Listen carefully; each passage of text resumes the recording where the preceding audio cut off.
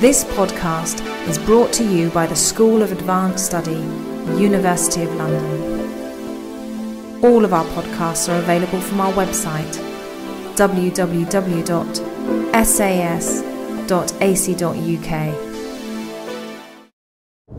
If everybody is happy with the format, I propose to do the same as last time, which is to try to read a paper, which I hope will put then the second half of the discussion in some context. I'd like this time, I think, to look more closely at the text than we did last time. It is a particularly difficult text, and I'm proposing, therefore, we don't try and do too much, but we try to make sense of a small amount of it, rather than trying to make sense of all of it. It is particularly apposite and important, I think, the text. And I'll try to explain where the text fits in a bit in the course of the discussion. I called this the embedding of sexual life in a philosophy of nature and Geist. This is the least sexy text you'll ever see in life, so I apologise, but really this is by no means a XXX rated text. Partly because the difficulty of the subject means that actually I want to look next week much more closely at questions of marriage, the family, and the restriction of sexual life. But even that will be pretty tame, I think. But I'm assuming you're not here to be titillated. So.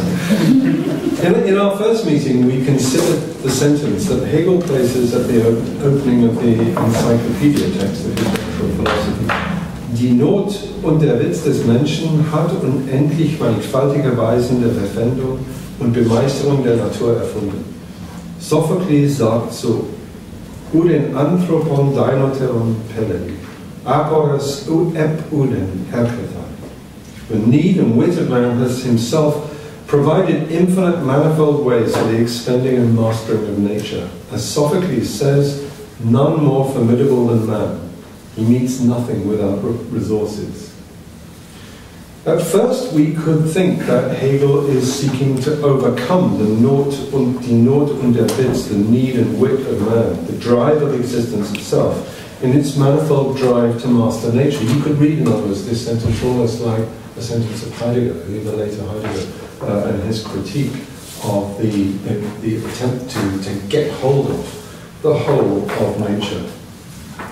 It became quickly clear, however, at least I hope it did, that quite to the contrary, Hegel is not concerned to limit or bring within certain bounds the Bemeisterung in question, but rather himself to let us into comprehending, that is, to take within the whole of understanding, the whole of the idea, Begriff, as such, as a taking under dominion the whole of being within the understanding, through an entirely material philosophy of Geist, of spirit, if you want to translate Geist with spirit. It is only when we set out from understanding Hegel in this way that we grasp sufficiently the way in which Hegel's philosophy, as a philosophy of absolute subjectivity, understands itself to be thinking the idea as the infinite ground itself of freedom. That's the real point. What lies behind this is that the thought of the infinite idea is at the same time the ground of freedom. Hegel's thinking of this infinite ground is always metaphysical. That is to say, it seeks out and pursues what secures in advance and lays the possibility out of absolute subjectivity in its ground as freedom. It is here that we should draw attention to a tendency in the interpretation of Hegel, which Hegel himself is specifically addressing, and yet at the same time to which Hegel's pursuit of the infinite ground succumbs to, that of limitation itself. In other words, you read this a lot in people who write on Hegel. There's a tendency to try and tame Hegel. You know, he is vast. And there's a tendency, therefore, to come up with an interpretation which kind of covers all the bases but doesn't quite. And I'm going to criticize some of those interpretations as we go through. Nevertheless, there is, I think, in Hegel, a kind of limitation going on. Heidegger certainly thought so. I think so too. But trying to reach what that is and how it's to be understood is quite difficult. Hegel addresses the Bemeisterung and Verwendung, which are the marks of the existence of humanity, as always capable of falling short of that mastery, that purposive, only serves to indicate and make apparent the purposive as such, that ground of mastery, Bemeisterung, which itself lays the ground for the freedom of absolute subjectivity, and within which and under which man himself or humanity always stands. I hope, by the way, you will always accept that I'm using man inclusively. I appreciate that there are difficulties, at least for some people, in using the term man. But there is a personal element here which is almost impossible to convey by talking about humanity as such. Some male authors resort to using female pronouns, and I'm extremely uncomfortable with that. I think it's very appropriate for women. I don't think, in the name of an inclusiveness, men using female pronouns seems to me to be the worst kind of colonization. Mastery itself requires a sufficient mastery, which means a bringing into consciousness and understanding, or we will fail in the face of what is posed.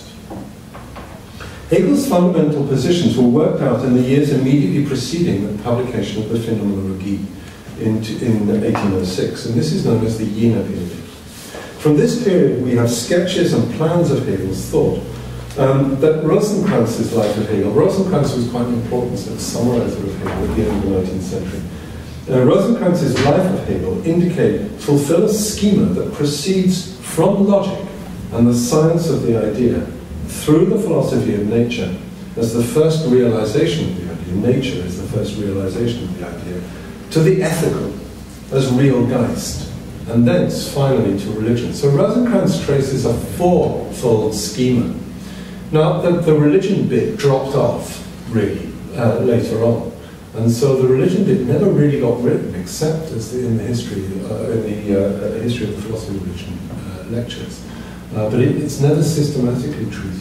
But nevertheless, Rosenkranz does uncover a schema which works in that way. And so therefore you'll see the schema of last week's, the week before last and this week's discussion is trying to follow that. We began with the idea and then with the philosophy of nature, and we're now moving toward the ethical, Sittlichkeit, as real Geist. The text that we are looking to examine today is from what appears to be the first draft of the third of these movements. The text, which is known as System der Sittlichkeit, subtitled Kritik des Fichteschen Naturrechts. H.S. Harris, in his exposition of the translation that he and R.M. Knox made of the text in 1979, notes that it is the earliest example of a systematic treatise by Hegel. And in his prefatory note, or in the prefatory note that they both add to the text, notes its extreme difficulties. It is, I think, one of the toughest of Hegel's texts, and the abruptness of its beginning. Hegel begins with the idea of the absolute ethical order, Sittlichkeit, knowledge of which depends on a fully accomplished adequation of intuition, Anschauung, and concept, Begriff. Fully accomplished here is my translation of vollkommen. Now, vollkommen is a difficult word to translate. Harris and Knox translated it quite differently, I think, as either perfected or... but it means literally brought forth, fully come fully forth. Wherever you see the word adequation, especially with these early modern writers like Hegel, you have to think that some idea of truth is lurking around in the background. Hegel uses the word adequation in the German text. How about complete? Well, you'll see why. I mean, let's not just lecture on trying to find the best translation. You'll see why I want to say accomplished as we go through. The real sense here is perficio, the Latin, which literally means as well brought out forth in its being made. This accomplishment, vollkommen, is the unity of the particular and the universal. You remember the discussion of the particular and universal last time. Hegel surprises us, however, by naming as the universal the intuition, and naming the concept, the particular, you would expect this to be the other way around. As a self-conscious reversal of the particular and the universal, whose equation is the idea itself. He says, dass hiermit dieses Gleichsetzen vollkommen wäre, so muss umgekehrt dasjenige, welches hier in der Form der Besonderheit gesetzt war, jetzt in der Form der Allgemeinheit dasjenige, welches in der Form der Allgemeinheit war, jetzt in der Form der Besonderheit werden. I translate, in order that this equation can come to be accomplished, therefore what was formerly posited in the form of particularity must now come to be in the form of universality, and the other way about, umgekehrt. What was in the form of the universal must come to be posited in the form of the particular. It's a very literal translation, but did quite deliberately, so that you can see the movements that he's aiming at. He then adds, dasjenige aber, was wahrhaft das Allgemeine ist die Anschauung. Das wahrhaft Besondere, aber der absolute Begriff. That, however, which is truly universal is the intuition. That which is truly particular is the absolute concept. Now, I'm accepting here the conventional translation of Anschauung as intuition. This is all the translators of Kant. Anschauung is a key term in Kant, as you probably, many of you will be familiar with. But intuition is not quite right as Anschauung. This, however, is only once the adequation of universal. This possibility is, however, only once the adequation of universal and particular is accomplished. Vollkommen, therefore, literally means here brought forth, brought to term, per feature.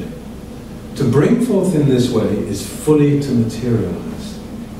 At the same time, we are alerted that we are already firmly in the realm of a philosophy of subjectivity, since the Anschauung, what I have translated conventionally as intuition, but literally means the in-presenting, the materializing to oneself, is understood not as a particular, as my specific experience of feeling, but that which is universally available to be felt and experienced in the same way to each and to all. That's why we know that there's a philosophy of subjectivity here, because inasmuch as I get an intuition, I can safely presuppose that every other subject, in accomplishing his or her subjectivity, also experiences the same Anschauung, the same intuition. What was the second thing I missed out, which you just said, I mean, which is truly universal is intuition, and which is truly particular is? The Begriff, the concept. The concept. Yeah. The concept, therefore, is that unity which lets itself be available in the same way at all times and places and possibilities, and therefore is accomplished as a singular, as a unity. What is in question is the Erkennen, the knowledge, the knowing of absolute ethicality, Sittlichkeit. Ethicality, therefore, Sittlichkeit, is essentially and necessarily a social possibility. It consists in social relations. When we say, therefore, that Hegel's understanding of the accomplishment of Sittlichkeit or ethicality is the transition or passageway through from the natural to the ideal, and its completion, vollkommen, or full accomplishment, we are looking for that which lets this happen as a social or universal, not as an individual or individuated possibility. The natural is therefore not the individual making its transition to the social, but rather the naturally social making its transition over to the ideal. And this means not the utopian, but therefore the fully accomplished, ethically social. Now, a lot of people interpret Hegel as a utopian, but that's not what's going on here. There are natural forms of sociality which then move on to a higher stage, become complete, become fully brought forth and materialize themselves as something higher, the ethically social, the ideal. The way we will undertake this knowledge, Erkennen, is not through contemplation, Besinnung, which is the Aristotelian resolution of this, but through activity, Tätigkeit. Hegels Argument, therefore, dass einmal dann die Anschauung unter den Begriff, das andere Mal der Begriff unter die Anschauung subsumiert. At one time the intuition is subsumed under the concept, at another the concept under intuition. Sorry, Hegel's argument, that's what Hegel is arguing. The social aspect is fundamental as a totality. Ihre Anschauung ist ein absolutes Volk. Ihr Begriff ist das absolute Einssein der Individualitäten. Its intuition is an absolute people. Its concept is the absolute being one of the individuals. Now, somebody asked last week if Hegel ever used the term folk. Well, there it is. He adds that when intuition is subsumed under the concept, the absolute ethical order appears as nature, because nature itself is nothing other than the subsumption of the intuition under the concept. The clear influence, although Hegel qualifies it somewhat as imperfect and partial, because it can only be known materially as a temporal relation, is the subsumption of the concept under intuition in what the individual is to become. The ground of this relation is subsumption of the concept under the intuition and the intuition under the concept. And this ground, I'm going to propose in all of these discussions, is the family. Because the family is, he says, der höchsten Totalität, deren die Natur fähig ist, the highest totality of which nature is capable. What is it, therefore, that will enable us to see how this is to be understood? What animates or motivates the transition between these two, between the natural and the ideal, such that we can see the relation between them? As first one under the other, and then the other under the one. Anschauung, Begriff, Anschauung, the natural, the ideal, and so forth. It is to the answering of this question that today's discussion is devoted. One of the most ambiguous terms to emerge in contemporary interpretation, including of Hegel's texts, is that of desire. Desire, sometimes figured as the erotic or simply as erotics, explains that which in some sense sits opposed to the rational, as that which has no rational explanation, and yet accounts for the essential drivenness of the subjectivity of the human subject.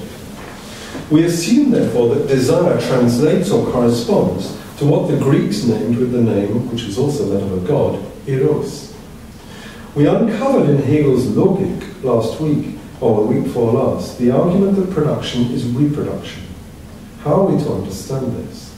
Are we to do so in the words of one commentator, citing a phrase from Lacan's seminars, that eros is the fusion that makes one from two, an impossible goal, because, she adds, the desire of the Hegelian marketplace is eros.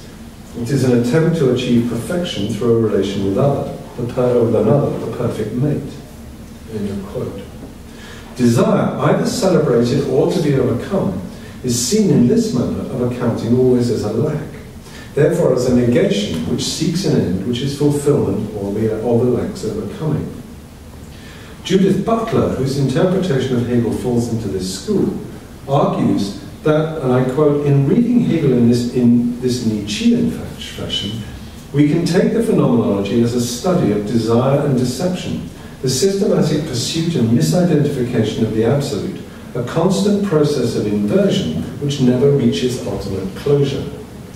Butler's is a sensitive and penetrating analysis of Hegel's phenomenology. This is, by the way, her PhD thesis. I don't know if you know the subjects of desire, some of you may be familiar. It's the one text of Butler's that people don't bother to read. It's actually quite important for understanding our later Earth. It's a sensitive and penetrating analysis of Hegel's phenomenology. But because she reads this book in isolation from the rest of Hegel's texts, I would like to suggest she somewhat misses the point. She reads Hegel as a philosophy of subjectivity, but not as a philosophy of absolute subjectivity. Nietzsche did not read Hegel in this way. He always understood that Hegel's subject is already posited within the absolute metaphysics of the will to power. That is, of the way that the all continually manifests itself in every moment of the subjectivity of the subject. Hello?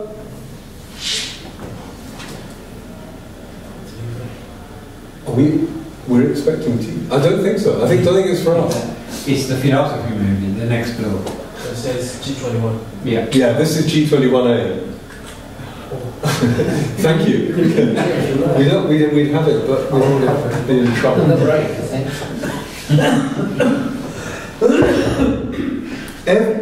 For Hegel, every moment of the subject is eternal. Every moment, isolated through each of the inversions which bring it to being, is not just an ultimate closure, but a closure on the ultimate. Hegel's thought, as must Nietzsche's, must be read as a philosophy of plenitude, not as a philosophy of lack. Repeatedly in the interpretation of Hegel, there is an attempt to suggest that Hegel is engaged somehow in fiction-making, or the construction of the utopian. Always for Hegel, however, history and its abstractions are to be understood strictly through its materialized forms. It's quite an important point, because if you read Hegel in the way that Butler proposes, and in fact, as you'll see, she's basing her reading on that of others, you will read it as a teleology, as aiming at something. Some of you may be familiar with one of Nietzsche's aphorisms when he says the aim is lacking. And we normally take this to be in confrontation with what Hegel is up to. But in fact, there is no aim in Hegel. Precisely there is no aim. There is no aim. Because what is at issue is the infinite. And the infinite, strictly speaking, can give you no aim. There's a sense in which, therefore, Nietzsche and Hegel are arguing together, I think, if they're correctly understood. Butler takes her license for her analysis of desire as an interpretative key to Hegel's texts from Hegel's use of the term die Begierde, whose translation she persistently capitalizes in English, and which she finds at a crucial junction of the phenomenology. She takes the phrase Das Selbstbewusstsein ist Begierde überhaupt and suggests the translation self-consciousness is desire in general. Thought like this, desire does indeed come to the fore as an overall means of interpreting the movement of the subjectivity of the subject. Butler notes that at this juncture in the text, the term clearly acquires the meaning of animal hunger. The sensuous and perceptual world is desired in the sense that it is required for consumption and is the means for the reproduction of life. From this, Butler extrapolates rapidly that, and I quote, desire is the principle of self-consciousness reflexivity or inner difference. And because it has as its highest aim the assimilation of all external relations into relations of inner difference, desire forms the experiential basis for the project of the phenomenology at large, end of quote. Butler quotes with approval Stanley Rosen's assertion that, and I quote her quoting him, the struggle to satisfy my desire leads to the development of individual consciousness. Since others desire the same things, this struggle is also the origin of the family, the state, and in general of world history. So you can see, I mean, I've posited one origination of the family, and I'm now setting it up over against the other, which is Rosen's and Butler's, and in fact, as we will come to see, ultimately Cogette's and Hippolyte's. Butler's translation is an overdetermination. In no sense does the text justify the capitalization in English of the word desire. On the contrary, correctly translated, the phrase in the phenomenology says, self-consciousness is generally appetitive. So she says, I'll just repeat the German for you. Das Selbstbewusstsein ist Begierde überhaupt. And she translates this, self-consciousness is desire in general. But I think the überhaupt here is functioning like an adverb. Self-consciousness is generally appetitive. In other words, it's not a definition in Hegel's text, it's a description. Butler concedes more than once Hegel's dependence on Aristotle for the working out of Hegel's philosophical understanding, while at the same time she overstresses the meanings of the terms that Hegel takes over from Aristotle and their significance. Thus, because negation makes its appearance all the way through the texts that she identifies as pressing desire to the fore, she conjoins Hegel's notion of die Begierde with the negative connotations of the English term desire, above all, the desire as the irrational. Butler cites an important text of Aristotle's from the Nicomachean Ethics for the interpretation of what she names as desire. Here, Aristotle formally connects the appetitive with a part of the soul which is alogon. It is the appetitive, ton orecticon, which is at the same time alogon. We do not have time to investigate whether in Aristotle's texts the word alogon is correctly translated as irrational. Suffice it to say for today that it is not. The text tells us precisely what alogon means, despite the persistence of almost all translators of Aristotle into English. To the contrary, Aristotle describes the alogon as he katikoon.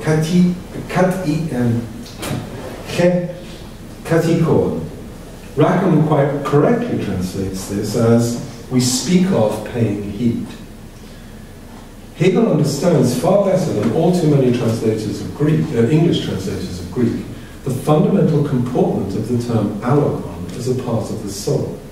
It is that part which is not irrational, but as what in listening pays heed, and as in itself the capacity for paying heed is most apt for shaping the soul according to what the word brings.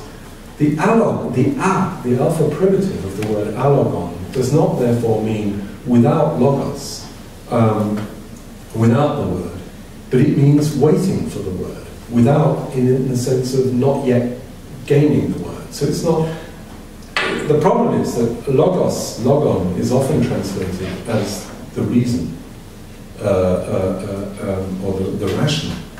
And so alogon looks like a negation of the rational, but it's not. It's simply the word, or discourse. What is therefore waiting is that which is capable of hearing the word. Across many of Hegel's other texts, Hegel does not elevate die Begierde, the word die Begierde, to the level of a capitalized noun, making it the interpretative key to everything else up to and beyond the very meaning of the state itself. But rather, he sets the merely appetitive aside for those other meanings that also and better indicate what in the first instance and in its most basic determination the appetitive signifies. We have to understand the connection, therefore, of the appetitive with the will. We ordinarily interpret will as that which stretches out, stretches forth in every direction and for itself. And indeed, Hegel is well aware of this possibility in the most basic determination of willing. Will here is understood in this way as the errant, as what animals exhibit precisely because they are not able to take into consciousness as self-consciousness what it is they stretch out for and so will to have. In this sense, we are too much captive to an utterly Cartesian understanding of will as fundamentally a form of error. If you're familiar with Descartes' meditations, you'll be familiar with the fact that for Descartes, the notion of truth given in the will is absolutely certain for God, but impossible on the whole for humanity. Anything, the intellection, what the intellect knows, it always knows truly. But what it knows through the will, it almost invariably knows erroneously. It's that, I think, that Hegel is out after, to undo. We ordinarily, will here is therefore understood in this way as the errant, as what animals exhibit. It is in this sense, however, Hegel is already in advance of every possible understanding of will in this way, since will stands in relation to what is already the willed, as that unity which presents itself through the appetitive as the objectly, gegenständlich, toward which the appetitive is always directed. What is generally appetitive, however, has the possibility in each case either merely of satisfying itself with respect to the object, something it goes out for and tries to grab. That is to say, is directly and only concerned with getting hold of it, or with surmounting the object, by at the same time subsuming and exceeding it, what Hegel calls Aufhebung, or what is generally translated with the odd English word sublation. This distinction, both in the appetitive and with the other term that he introduces in this field, Arbeit, labour or work, is made with respect to what is to be accomplished. Both the appetitive and Arbeit, labour, work, can be for themselves, i.e., in some sense restricted to a particular, a thing. Or they can exceed themselves. That is, occur with respect to the fulfillment and overcoming of what is willed. It is here why there is never the merely willed. The particularity of the will is precisely with respect to its universality. In this sense, that which is attempted to be willed merely for itself, or even merely willed for itself in the other, results in unhappiness and pain. Das im Glückliche, in sich entzweite, Bewusstsein, or what he elsewhere calls Schmerz, pain. That which is genuinely willed beyond itself for the sake of the singularity of consciousness is that which is willed over all. Universally. As such, although Hegel does not say so explicitly, genuine willing here, of which the appetitive is merely the inception, is what is indicated. When we interpret will as lack, as appetite in and of itself, we lose sight of the multiple possibilities of the manifestation of the will. Hegel says, die vielfache sich in sich Ausbreitung, Vereinzelung und Verwicklung des Lebens ist der Gegenstand, gegen welchen die Begierde und die Arbeit tätig ist. The manifold expanse, individuation and complexity of life within itself is the object upon which the appetitive and work itself is active. What Hegel is concerned with is the how, the manner of the activity. The meaning and significance of the appetitive and work, Arbeit, therefore appear in the context of his discussion of Stoicism in the Phenomenology, as the historic and at the same time intermediate form of the upbuilding toward Geist itself. This corresponds to Aristotle's characterization of the Orecticon as allogon. What in each case is paid heed to is what enjoins us to higher forms of living, the educative, the directing towards the higher, which is what it means to pay heed, and in fact, as Aristotle says, be obedient. And Aristotle's full phrase there is, be obedient in being addressed by the Father and our beloved. What I have translated as being addressed here is echein logon, taking possession and therefore having the word and discourse that otherwise remain allogon, without, i.e. without discourse, or without a certain kind of teaching. It is only in the conclusion of this particular section of the Phenomenology where all this is discussed that Hegel explains and lays out the fundamental connection between the appetitive, work as labour, and the will.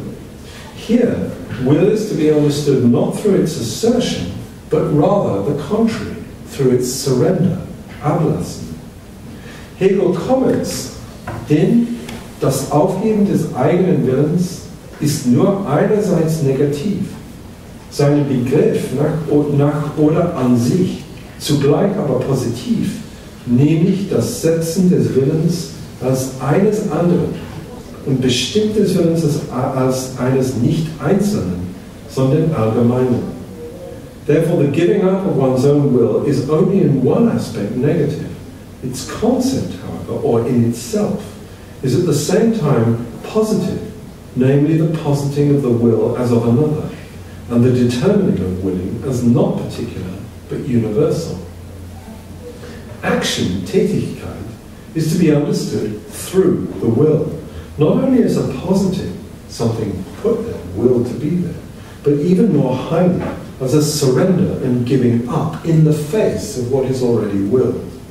So that the successful activity of the individual, his or her accomplishment of the ordering towards freedom given in the universal idea, is a grasp not of any particular will, something I just go out for, either mine or even that of what you won't go out for, another's will, but rather a renunciation, in all our cases, for the sake of, and so that the universal will can appear.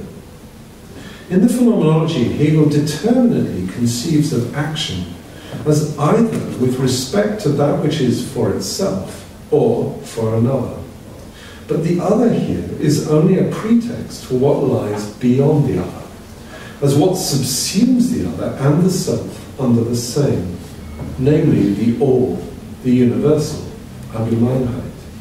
It is here that we understand the connection between the unhappy consciousness, that which remains enmeshed in pain and is not able to proceed to enjoyment as such, and that which exceeds unhappiness and pain for the sake of enjoyment overall, satisfaction. Stoicism, as Hegel analyzes it in this part of the Phenomenology, even insofar as it is an unhappy consciousness, is unable to step beyond the other for the sake of the meaning of the other with respect to the self. He describes this in the following way: Das im Glücklichen in sich entzweiter Bewusstsein, als ein ungeteiltes Bewusstsein ein gedoppeltes ist. Es selbst ist das Schauen eines Selbstbewusstseins in ein anderes. Und er selbst ist beide. Und die Einheit beider ist ihm auch das Wesen. Aber es für sich ist sich noch nicht dieses Wesen selbst, noch nicht die Einheit beider. This unhappy consciousness, divided within itself, as an undivided consciousness, has been doubled. It itself is the beholding of a self-consciousness in another, and it itself is both, and the unity of both is at the same time its being. But it is not yet this being for itself, not yet the unity of both. The other is not in itself a genuine other. It only becomes genuinely other when the other and the same are themselves understood as overall the negative of the same in itself. This is quite difficult stuff, and I mean I can see I'm struggling with it. But what he is trying to show, if we go back to the earlier idea that precisely the intuition is involved in universality, because inasmuch as I have an intuition, I can presuppose that you or the other in general can have that same intuition. Then when I go out for something, that is exactly the same experience as knowing that you also are capable of going out for it. And therefore, even when I relinquish that thing for the sake of you, I haven't yet fully transcended what the going out after is all about. It is only when I and you together understand the need to transcend the immediate will as Begierde, as simple desire, the appetitive, for the sake of something else, that we together have understood what willing really is. And this is a kind of ablassen. It's a kind of relinquishing of the thing for the sake of something higher. I hope that makes sense. By the way, I mean, just as an aside, if you relate this to Levinas's understanding of the ethical, something quite shocking happens. You know, I don't know if any of you have heard any, or picked up any resonances here with Levinas. But it's certainly worth a lot of discussion. It's for another day. There is, you know, Hegel is in advance of Levinas in these passages, far in advance of Levinas in these passages, in the sense that he does not reduce the alterity of the other to a mere or pure beyond, as Levinas does. He actually has something higher to say. And when I say, therefore, that many interpreters end up with a reduction of Hegel, Levinas would be one of those in whom I have who I have in my sights. Would you be able to go back again a bit from what you said about the other is not genuinely the other, but you went to explain? Well, precisely because I can always take the other, yes. the intuitions that the other has, as intuitions that I am at least potentially able to have myself, because I can rely on something like intuition in general, always applying in all structures of knowing. And so that both the parties have some kind of commonality, if you like. Absolutely, yeah. The unhappiness of this consciousness, and as Hegel later indicates, its very pain, is the inability to go beyond, and so therefore transcend, to the unity of the both, subsumed under the same, thus to sublate itself dialectically. It is in this that the appetitive is the inception and the preliminary indication of what work, Arbeit or labour in its various forms, lower and higher, also accomplish, but which at the point of the renunciation, Ablassen, of the individual will, for the most universal will, most rises up to, and this is the meaning of activity in itself.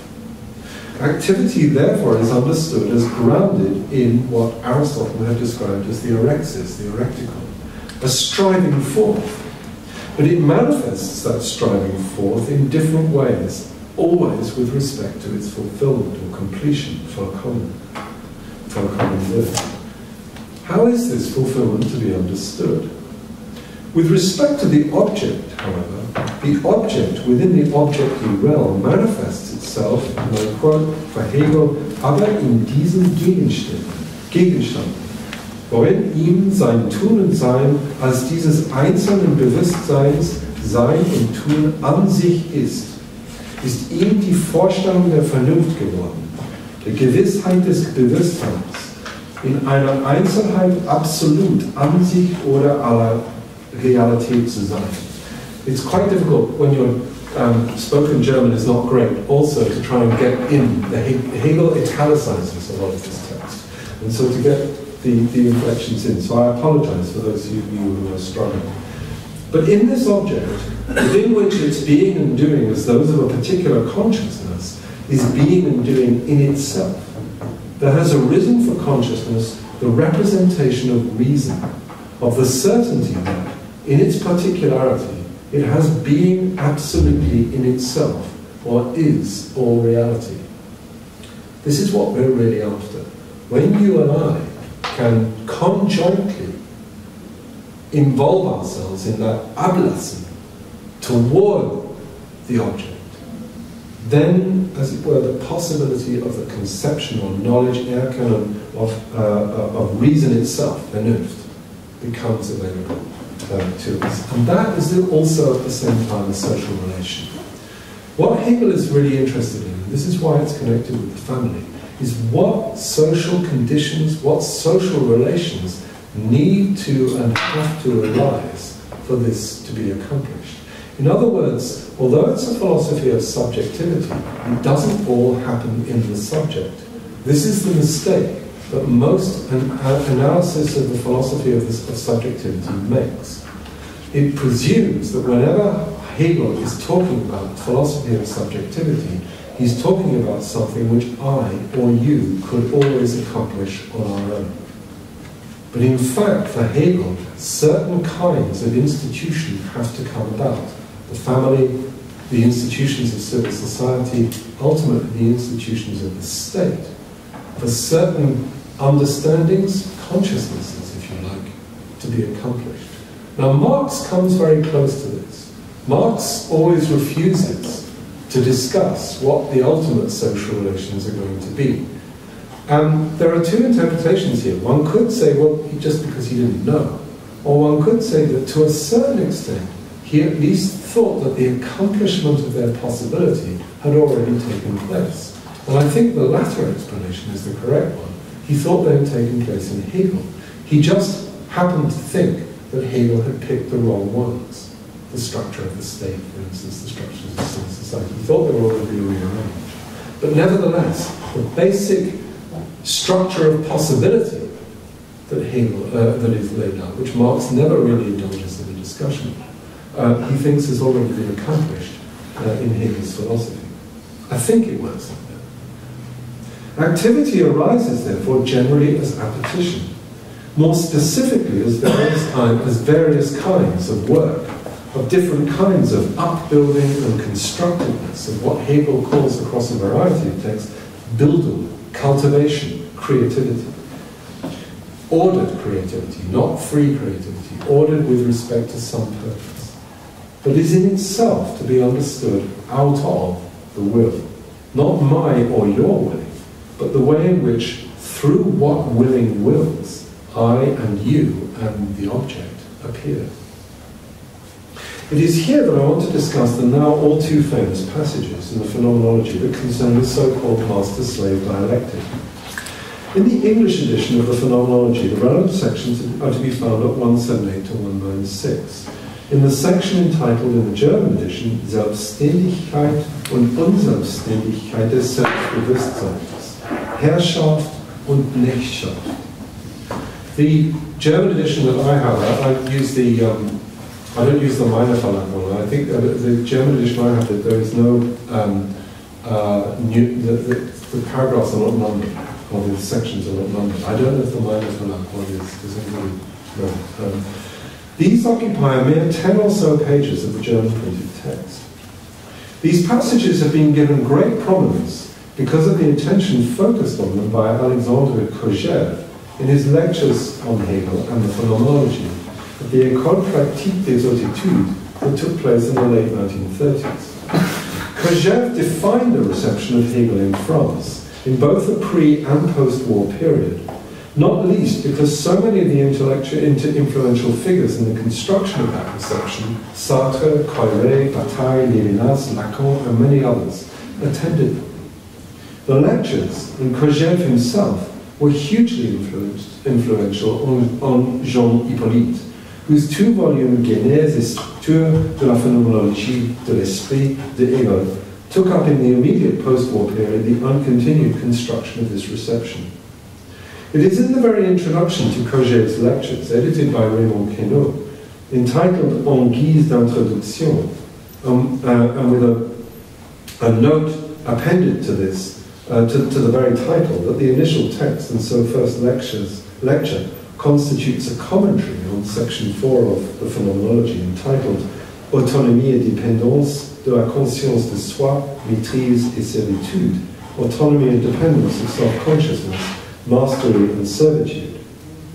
It is here, in these sections, that we find the strong objectification of Hegel's translation of Aristotle's Rechts, die Begierde, as le désir, capitalized, that prefigured and demonstrates the genealogy of Judith Butler's own interpretation. In the text that follows, pages 11 to 34, Kojève, while referring to the word of the section titled servitude, refers constantly to the structure of what he calls le maître et l'esclave, the master and the slave, not therefore the master and servitude, and construes the subjectivities in question, Herr and Knecht, in Hegel's text, in that way. Hippolyte repeats this translation, perhaps taking it over from Kojève, when he discusses in the introduction to his masterwork how la phénoménologie n'est pas l'histoire du monde. The phenomenology is not a history of the world. Specifically, with regard to this discussion of self-consciousness in the phenomenology, Hippolyte argues that l'histoire ne joue guère que le rôle d'exemple. History plays little more than the role of an example. Thus, concerning self-consciousness, la conscience de soi se forme à travers les relations de la lutte des consciences de soi opposées et du maître et de l'esclave qui ne sont pas proprement temporelles, bien qu'on les trouve à l'origine de toutes les situations humaines et qu'elles reproduisent d'ailleurs sous des formes diverses dans toute l'histoire de l'humanité. Self-consciousness is formed in the relations of the struggle between opposed self-consciousnesses, and that is between master and slave, struggles which, properly speaking, are not temporal, although they can be found at the origin of all human civilizations and reproduce themselves in different forms throughout the history of humanity. The so-called master-slave dialectic is therefore read as a narrative fable, grounded in the analysis of psychological desire, which accounts for relations between subjects, and which demonstrates in the analysis of subjectivity for itself how, for Cogère, for instance, et en travaillant, l'esclave devient maître de la nature. Dans le monde naturel, donné brut, l'esclave est l'esclave du maître. Dans le monde technique, transformé par son travail, il règne, ou, du moins, régnera un jour en maître absolu. Et cette maîtrise naît du travail. And by working, the slave becomes master of nature. In the raw, natural given world, the slave is slave of the master. In the technical world, transformed by his work, he rules, or at least will one day rule, as absolute master. And this mastery arises from work. We should note with care Cogère's inability to identify the precise temporal relationship that is at issue. The slave either rules or will rule. He's ambiguous. John Heckman's introduction to his and Samuel Cherniak's translation of Hippolyte's text exactly identifies the fundamental meaning of Cogère's lecture, or reading of Hegel. And I quote, "His reading insists on an atheistic, anthropological interpretation with the master-slave dialectic at its center. It is enough to say that Cogère can be taken as representing a distinct pole pointing in the direction of Marx." Marx's and Engels' understanding of history arises on the basis of an endpoint, from which history is periodized with respect to where it is tending. This reading runs in advance of Hegel, however, and is only possible, as we have seen in Hippolyte, by disregarding the basis of the very strongly and specifically historical situatedness of Hegel's historical interpretations. How, therefore, are we to read Hegel? Read as Cogère and Hippolyte propose, we read the phenomenology merely, and merely read it as a psychology. We read desire, work, and even will itself as purely univocal terms that account for the individual subject's need to rise up from a psychological and so not historical slavery to overcome the whole of nature and subordinate it. We leave unconsidered the content of what Marx was later in the sixth of the thesis on Feuerbach to call the human essence, which is, Marx said, the ensemble of social relations. To be more precise, by reading Hegel's understanding of the appetitive, the lexicon or Rexes, and of work, Arbeit, or labor in its relation to will, in the way that Cogère, Hippolyte, and all that have followed them have, we fail to read what Hegel argues either sufficiently historically, we fail to read what Hegel argues either sufficiently historically or sufficiently materially. We posit the overcoming and subsumption of nature under the idea as something to be accomplished in the future, rather than as something from out of which already, and at every material and historical stage, every specific material form arises. Now, I think this is an absolutely key point in the interpretation of Hegel. Andrew Cole has explained with great clarity how Cogère's translation of der Herr and der Knecht, echoed here by Jacques Lacan and Slavoj Žižek's translations, and Hippolyte's, a historicizing of Hegel's argument, has the effect of detaching the phenomenology from Hegel's other texts, in particular the System der Sittlichkeit and the Rechts philosophy, and to which we would want to owe the lectures and texts, especially of the Jena period, where Hegel's fundamental philosophical understanding was worked out. Cole makes a strong defense of the feudal significance of Hegel's terms, adding that most English commentators, despite the fact that the most widely used English edition of the Phenomenology translates this section quite correctly as lord and bondsman, hold that Hegel meant nothing by these words other than a generality about masters and slaves. And Cole adds, and I quote, Hegel uses Herr and Knecht with purpose and distinction. That he means these to be feudal terms is indicated by the fact that whenever he examines slavery in Greek and Roman society, he prefers a different word, sklave, for slave. The burden of Cole's argument is that the merely narrative psychological interpretation so widely pursued by modern interpreters misses the point that what Hegel is really interested in is relations of possession. We will come to see the full importance of this when we examine Hegel's use of the term Vermögen, resources or capital or possibilities, or capacities, in relation to the family in the Rechts philosophy. Cole argues that the effect of Cogé's interpretation, and I quote, abstracts and obscures the underlying problems of possession, because he continues, for Hegel, possession, be it possession of self as self-consciousness, or of things, is achieved through labor and is expressed phenomenally or socially by one's relationship to labor. Cole presents detailed arguments, especially from the System der Sittlichkeit, that demonstrate both the importance of that text and the importance of considering how feudalism was for Hegel, and I quote again, the specific political structure and social arrangements within which modernity and freedom came to be realized. This, as Cole points out, transforms the reading of many widely appealed to texts from the Philosophie der Geschichte, the philosophy of history. In this is, the philosophy of history. Hegel goes right through the Middle Ages.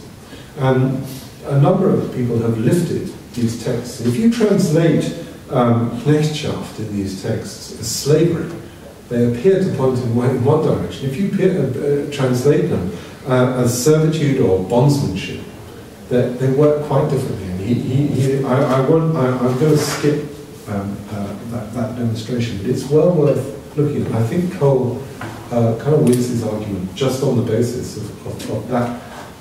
But the very fact that these texts, which are used as effectively psychological analyses, are lifted from a discussion of feudalism, sort of give the game away.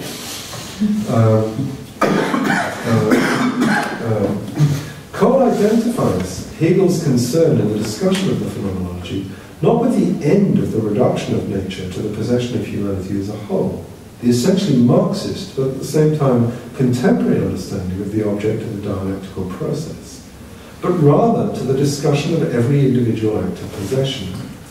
The aim of the lordship-bondsman discussion in the phenomenology is therefore not to provide an account of self-consciousness as such, but of the means by which self-consciousness becomes a possession. It is in this way that we are to understand that work forms and constructs what it at the same time takes possession of. Read in this way, Hegel's obsession with education, with Bildung, throughout his texts, therefore comes into focus. And his obsession with the interior life of the structure of the family also comes into focus. The family is a place for the upraising in the correct and proper way of children. We have to understand Hegel not as describing an absolute process indifferent to historical circumstance, but actually quite the opposite. The way in which das reine für sich sein, pure being for itself, comes to presence, both as das Gefühl der absoluten Macht, aber überhaupt in Einzelnen des Dienstes, the feeling of absolute power in general, and in the specificity of service. In the emergence from feudal relations, this being for itself, durch die Arbeit kommt es aber zu sich selbst. Through work, it itself comes to itself. What Hegel is describing is the historically emergent significance of work, not work in general, but rather its specific forms at different historical times. He therefore provides the phenomenological basis for the way in which work is itself constructing or upbuilding, how work in each instance, that means each historical instance, takes over into itself and manifests will as such, the meaning of will in general. It is with this in mind that we should hear Hegel's argument that whereas on the one hand the appetitive Begierde reserves to itself the pure negating of the object, and therefore the unalloyed feeling of itself, and lacks the objective side or presence, die Arbeit, on the other, hingehen, ist gehemmte Begierde, aufgehaltenes Verschwinden oder sie bildet. Work, on the other hand, is inhibited appetition, desire, checked dissolution, inasmuch as it forms. In other words, the merely appetitive needs to be got hold of, contained, and directed in a particular way. It's only then that it becomes arbeit, labour, or work. To work is to give form to something, but to give form to something is to impose limits. This giving form as a taking possession, as Cole draws our attention to it, gets its fullest explanation in the Rechts philosophy, where Hegel explicitly associates taking possession with the forming of a thing. He says, das Formieren ist insofern die der Idee angemessenste Besitznahme. The forming of a thing is that taking of possession most in conformity with the idea. However, we must understand the direction in which this takes place, which also explains work dialectically as a kind of negating. Dieses Besitznahmen ist das, was der Mensch seinen Begriffe nach als eine Möglichkeit, Vermögen, Anlage ist, in die Wirklichkeit zu setzen, wodurch es ebenso wohl erst als die seinige gesetzt. This taking possession consists in positing in actuality what one is as one's concept, as a possibility, capacity, conception, by which one means one is first posited as one's own. What does this constructive and historical transformation of the meaning and essence of work attain? Toward what is it tended?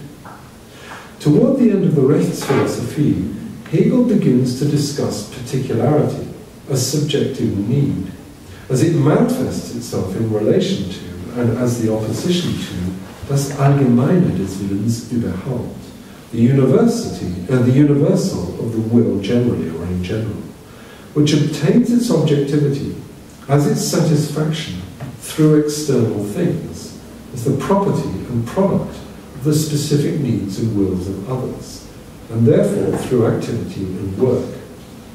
This is the inverse reflection on the emergence of appetition in relation to work, i.e. as it is understood through its effect, rather than through the progressive upbuilding and constructing of how historically individual subjectivity is subsumed under the concept of absolute subjectivity. So that what we are dealing with is the general emergence of subjectivity as a general leveling. In other words, this is the overcoming of feudal relations, their unraveling. It is not that subjects work, but rather that work itself has the tendency to produce more self-conscious subjects from out of the individuals who realize the social relations in which they subsist. The overcoming of antagonistic relations and the setting aside of feudal relations produces, through the ways in which objects are both produced and multiplied, and the needs for them themselves multiplied, and the means to overcome these needs also multiplies, all of this, through all of this, a tendency towards what Hegel calls die Forderung der Gleichheit mit den anderen, the requirement of equality itself with others or with the others. There is a need for equality and for a process of mutually making of oneself alike to others, sich gleichmachen, of imitation, nachahmung, and at the same time, the need of particularity, which is all at once the source of the multiplication of needs and their expansion. In other words, what Hegel's trying to describe is what Marx would call a modern capitalist economy. Hegel argues, finally, that work culminates in a dependence and reciprocity whereby, and I quote, die Befriedung der Bedürfnisse schlägt die subjektive Selbstzücht in den Beitrag zur Befriedung der Bedürfnisse aller anderen um. The satisfaction of these needs turns subjective self-seeking into the contribution toward the satisfaction of the needs of all others. So I'm going to end it there. But I hope this is will be a good preparation for looking at these first few paragraphs. I'm going to propose just a 10-minute break. You probably need one.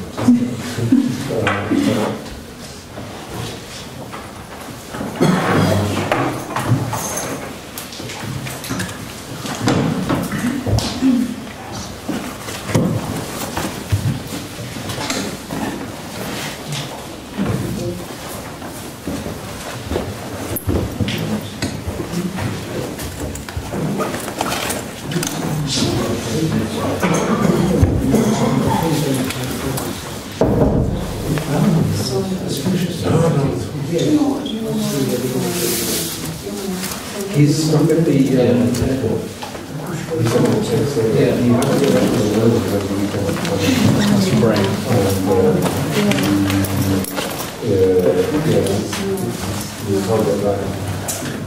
I see he's in Sheffield. No. That sounds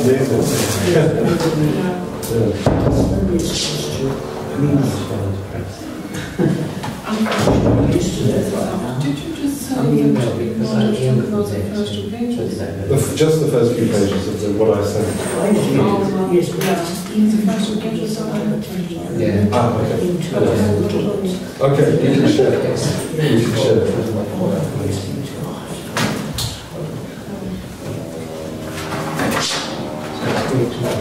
Do you want something to drink?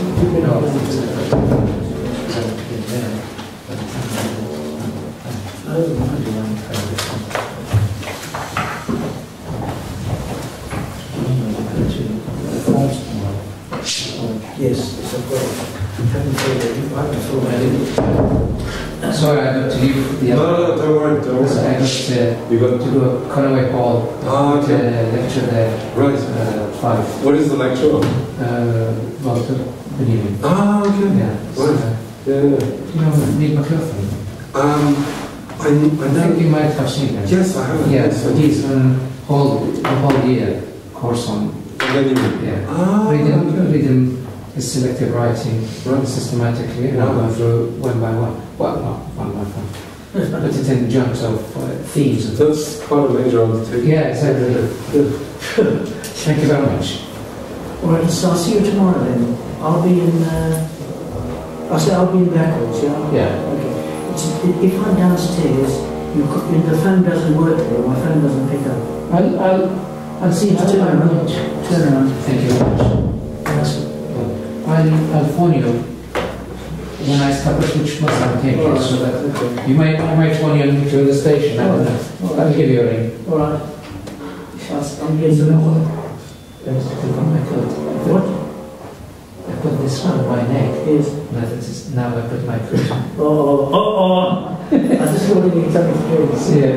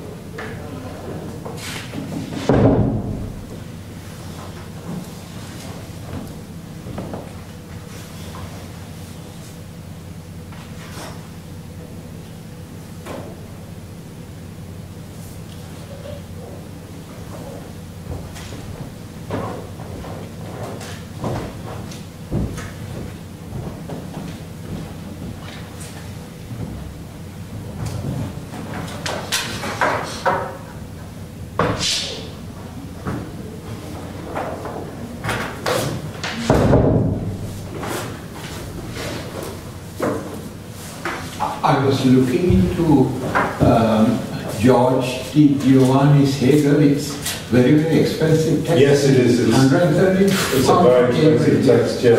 Yes, I think I got mine slightly cheaper. I can't remember how I did it, but yeah. One of the ways to do this I found a few years ago. Through second hand. Yeah, but also just offer to review books. Oh, right. You know, yeah, of course you get free copies, yes. If you get into a nice relationship with a journal editor, just say, I see so-and-so's just come out. Oh, yes. I'd be very happy to review that. Yes. They're normally so grateful that someone's willing to review it. Actually, I think this happens with my wife who's doing she's been asked to do quite a few reviews, and I noticed that she's getting free copies. It's a good game. Just nothing. The current book I saw some people using is by Weiser. Is it by Weiser? Hegel by Friedrich Weiser or somebody? I think that the chap over there is using that. Oh, okay. Yes, I don't know. Maybe a reasonable substitute. Yes.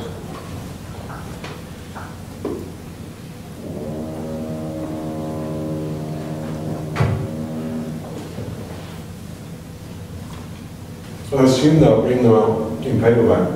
Yes. Right. And there'll be a lot more. Yes. A lot cheaper.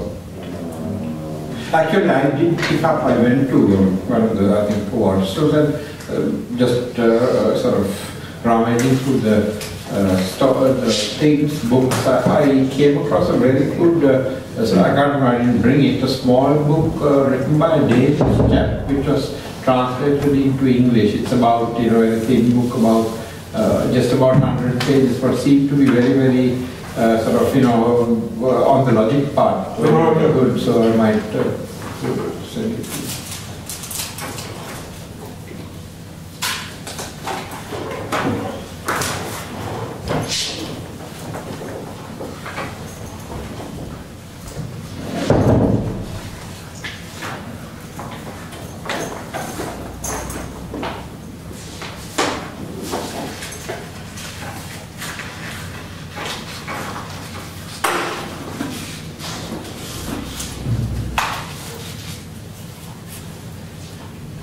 Has got this email from Phil that he is in Greece.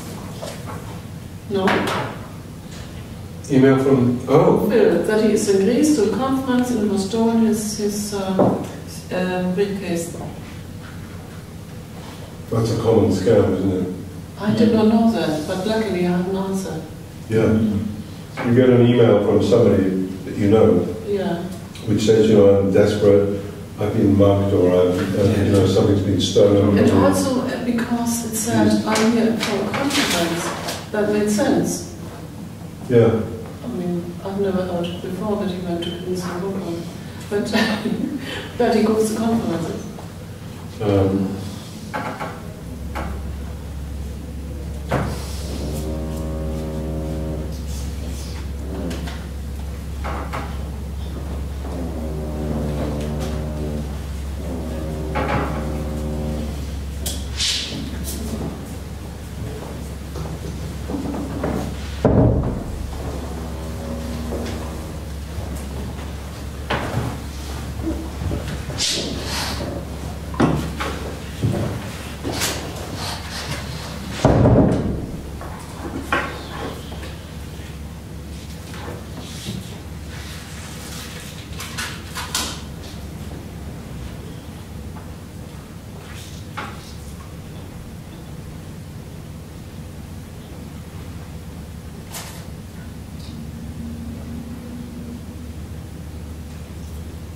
This is one step up from when you get the email saying you've been chosen by the lawyers of the estate of so-and-so who wants to pay £12 million. I got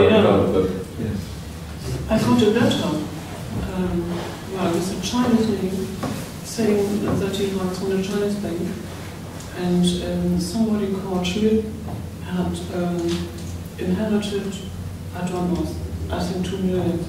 And a really large sum.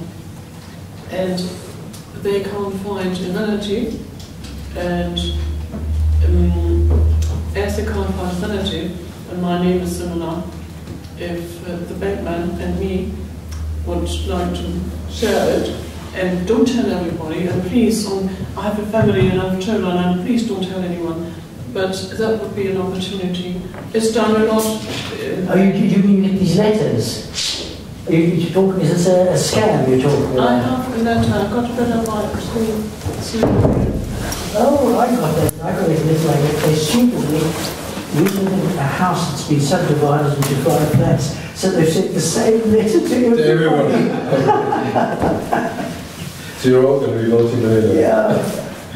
It's the old story. If something sounds too good to be true, it is. And some, but also with your name. I mean, you have all. Oh yes. Oh yes. Yeah. They've got all our separate names. Why? How come I got these people? I would like to. I think it's not so easy. Are we all back? I think we're all. Yes. Yeah. I think we're all. So I would propose that we just start with section 1, die absolute Sittlichkeit nach dem Verhältnis. I'm sorry, Laurence, you don't expect through the text? I don't. No, not to worry, I'll get it. I do. You can take my German copy. That might not be good. No. Oh, you mean the English text? Yeah, the English text. No, not to worry, I'll just share this. It's alright, don't worry, it's just I've marked up. No, honestly, I'll just read that he's running out. Here. You sure? Yeah. Thank you. Because I brought in English. Does anybody else need? English? I can't. Yeah, we're going to need to.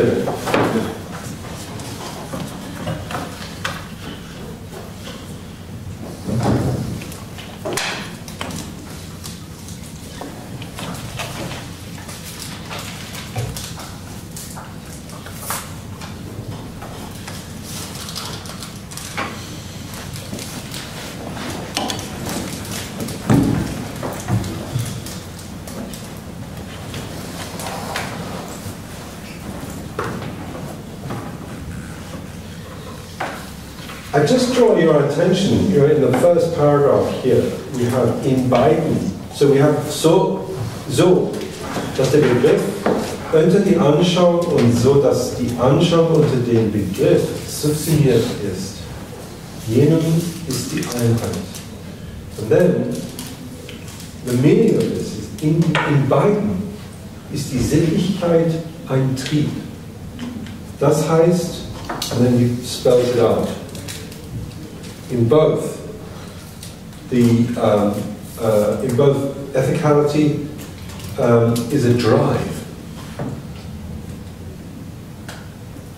So the question is, this is where I think those, for instance, Butler's, but also Cochet's interpretation, which kind of ran off with the idea of desire. In each case, we're trying to understand the character of the drive, not the character of desire. It's the trieb that is at issue.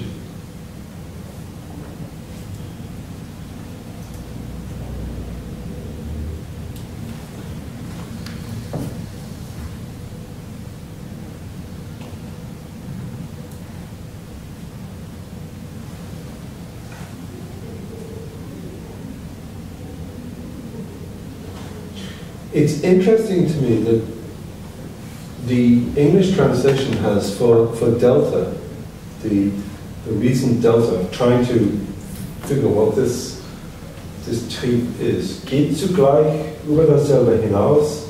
Dieses Hinausgehen ist aber hier überhaupt etwas Negatives und Bestimmtes. And the English translation has, through this transcendence. Hegel doesn't use the ordinary term transcendence. It doesn't turn up in his texts. And he doesn't use Kant's term for transcendence, Übersteigerung, very often either. But what is at issue here is clearly a notion of transcendence, a notion of going beyond. And the word that does crop up in several texts is the word that Nietzsche picks up on, jenseits. beyond. What do you think hinausgehen allows Hegel to do that übersteigen doesn't?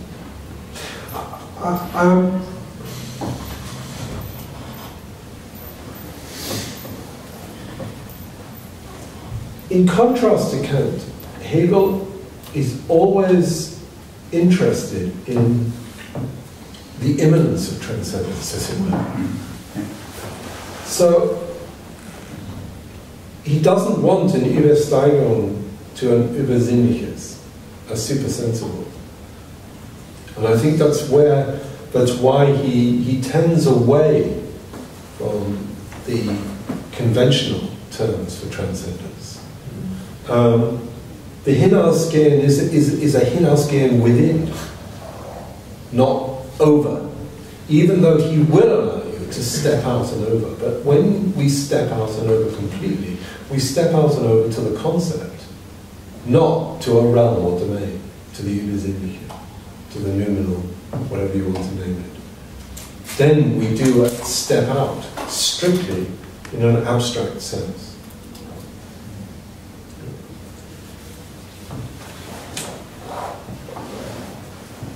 I wonder the one thing that which I would like to perhaps throw up is the interesting concept which you came up with. When you're dealing with master slave, does it mean that from what I understood, what you said, that the slave through work can to some extent up himself and then in fact become the master, but in practical terms that is not really possible, isn't it? I mean, say if you look at, to olden slavery in the plantation type, and if you say the modern slavery of, say, like computer type of slavery where somebody is employed as a computer programmer or something, and then he's given tasks and projects, and through that he can develop extraordinary amount of skills and abilities,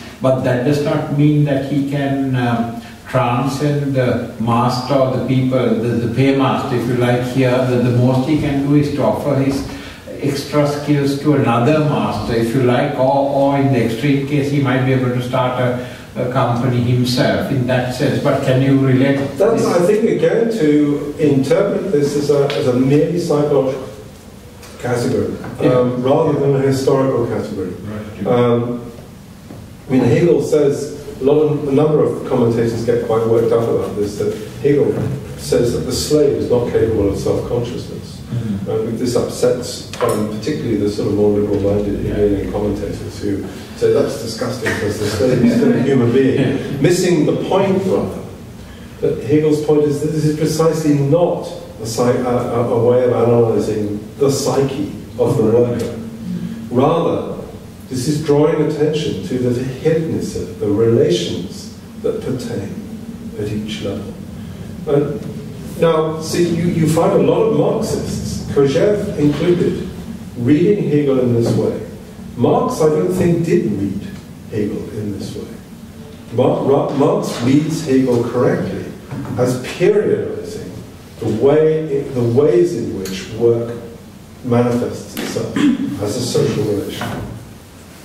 And it's therefore, that I think we should draw our attention to, that as it were, our attention, toward which our attention should be drawn. That's what I think.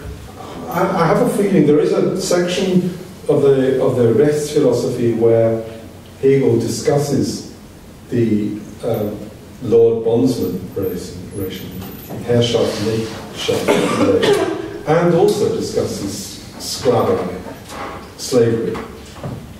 And he's critical of all three, really, or of both categories. And it's ambiguous. I mean, that's where I think Andrew Cole, to some extent, overstates his argument in his article. By the way, if anyone wants a copy of Andrew Cole's article, it's really worth reading, and I have it as a PDF. I'm happy to pass it on. Well, what's the name of the book itself? It's just an article that was published in a journal of early modern and medieval historical studies. What is the name? You want Andrew? Andrew Cole. Yeah, it was published in 2004. I've got the reference here somewhere, if anyone wants it.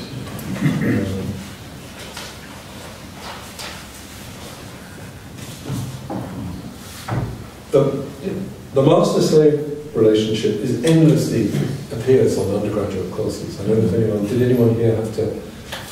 I know somewhere. Right, yeah. Because it's Hegel is so impossible, I think, at the undergraduate level. This is graspable at the undergraduate level. Yeah, Andrew Cole, what Hegel's master-slave dialectic really means. In the Journal of Medieval and Early Modern Studies, volume 34, 2004, pages 577 to 610. But if anybody emails me, I'll happily share the text with them. So Hegel's interested really not in this as a pair of psychological categories, or as an understanding of self, but rather as a set of social relations. I don't know if anyone's been following, there's been a big project on idealism in Cambridge. It's been going on for about 4 or 5 years, and someone gave a paper on the master-slave dialectic and completely missed the point. And a good friend of mine asked her the killer question, which is, had she thought about this in terms, because she was comparing Hegel and Marx, had she thought about this in terms of Hegel's understanding of social institutions? And she was so far detached from the critique that he was naming that she completely missed what he was asking. But in fact, the Rechts philosophy is very careful to lay out the different forms of social institution. That's why there is a discussion on the nature of the constitution in several of the sketches. That's why the phenomenology, although he discusses the lordship-bondship relationship in several texts, it's always quite small.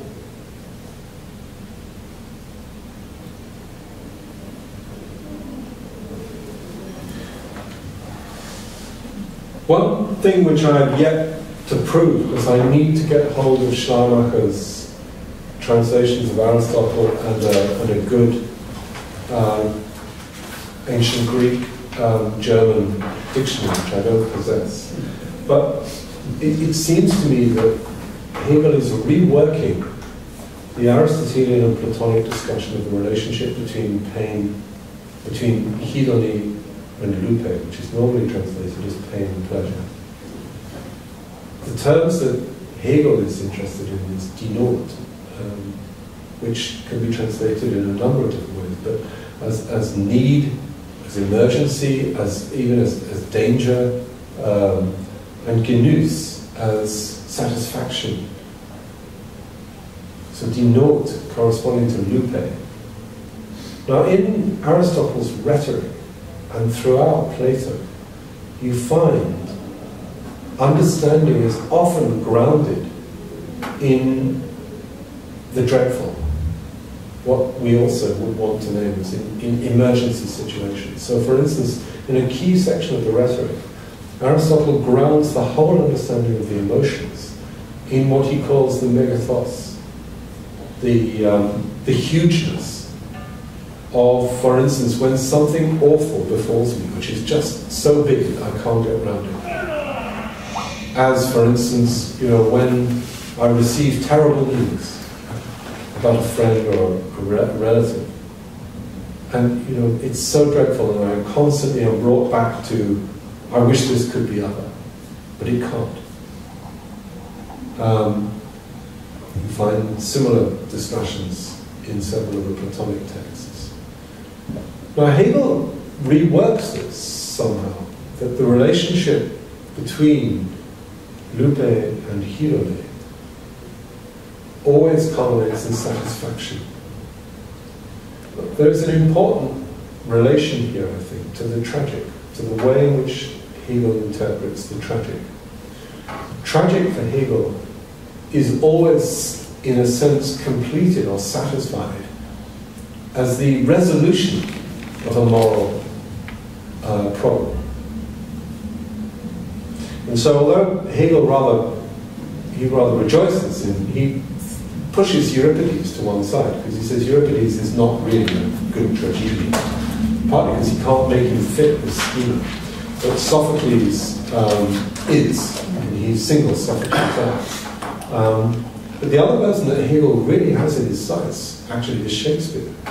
Shakespeare, as you'll probably be aware, was hugely popular in the 17th and 18th century among German writers. There was a joke when I was a graduate student going around that most Germanists were convinced that Shakespeare was really German.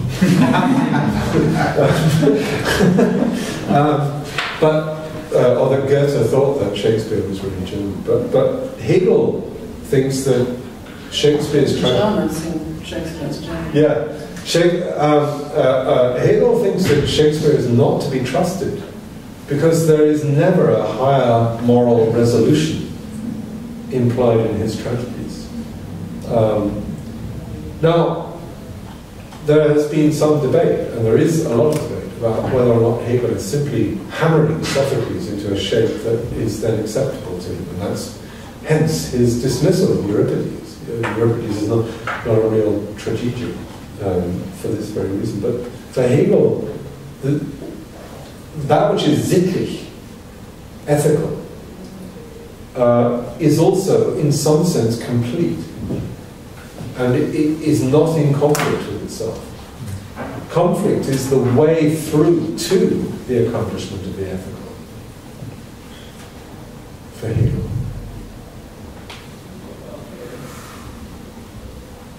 Now, I think this is where Hegel and Hölderlin are actually strongly at odds with each other. But what do you mean by a higher resolution not there in Shakespeare exactly? Hegel is critical of Shakespeare because there is it's never clear whether or not the interior ethical questions raised by Shakespeare's tragedies have been resolved. It's not clear what's been accomplished.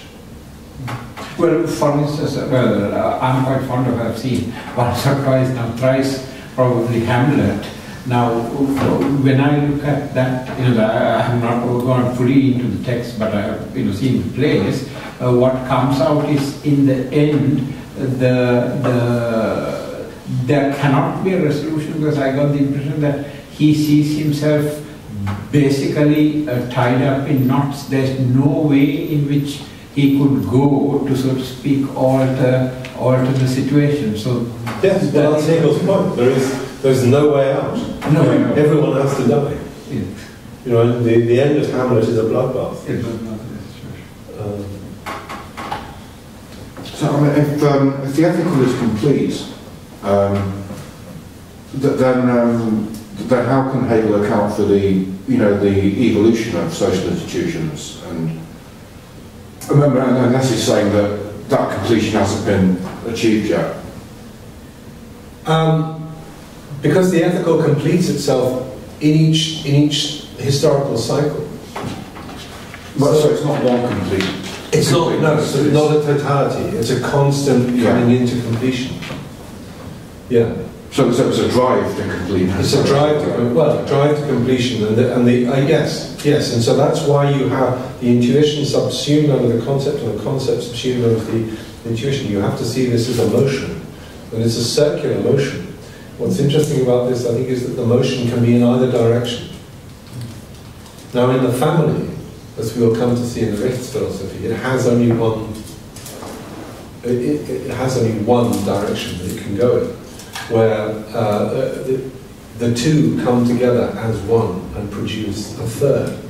But that third is then counterposed to the unity of the other two. The child and Hegel's conception of the family is oddly nuclear for the period. I mean, we don't really ask many questions about it now, because it looks to us like what modern middle-class families are supposed to look like. You know, a happy couple producing one or two children, which they happily rear, and then they happily complete everything. But my suspicion is that families in Germany at this time, as families across Europe, were not really like this at the time. There's something odd about Hegel's very neat family relations. The extended family in the Germany of the period must have been, as it was in Britain, must have been much more important.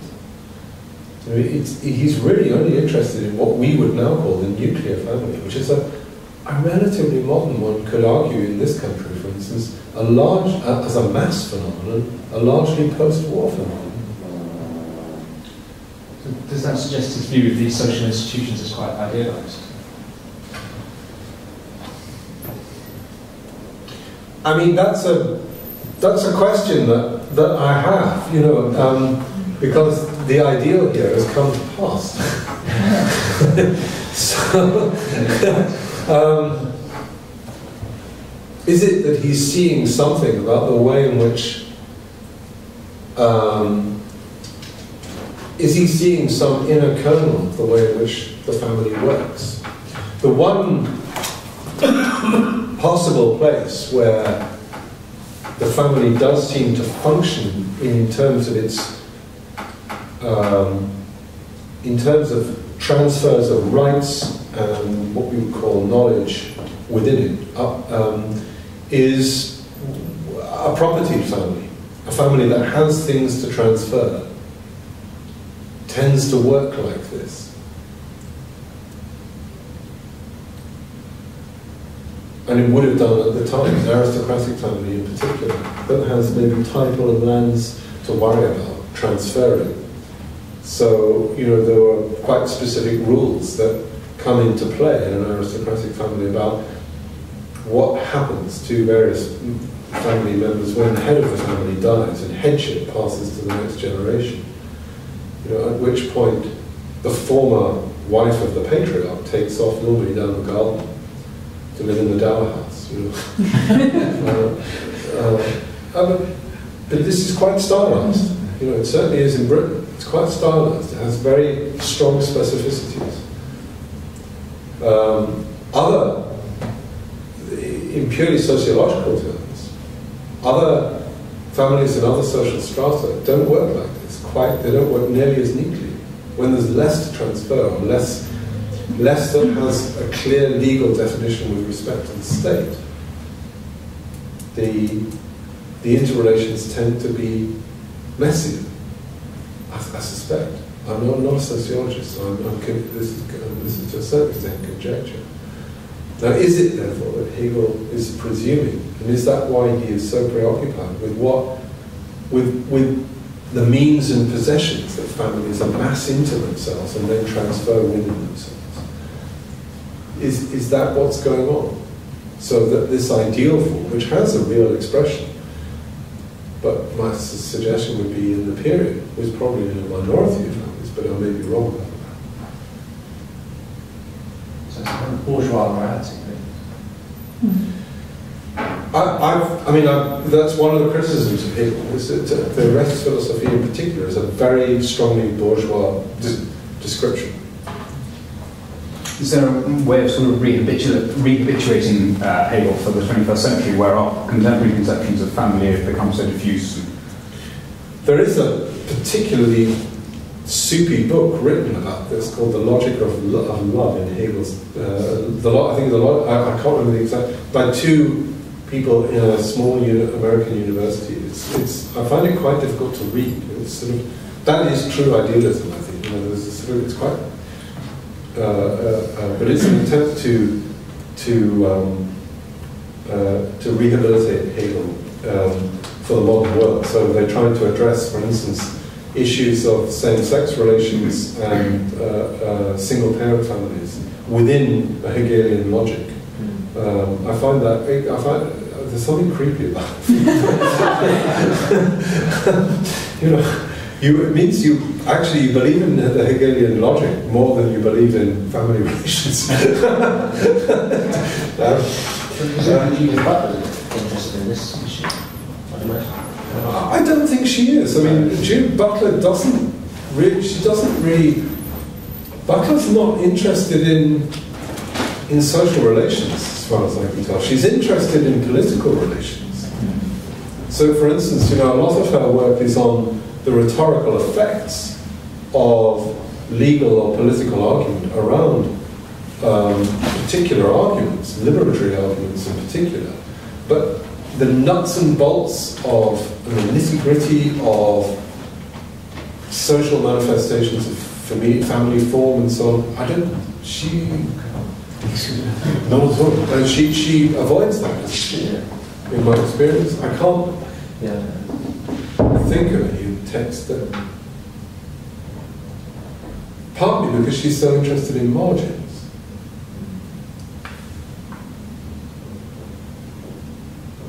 I wonder, just going back to the text, if one of the things that Harris points out, you'll notice this word potens, which in the English translation is translated as level. Die erste Potenz. Harris assumes that this is the influence of Schelling. Certainly there are no other Hegelian texts worry about potenzen that I can think of. But there is in several of the Jenaer sketches a notion of movement between. Did you say the influence of whom? Schelling. Schelling. Yeah, that's Schelling.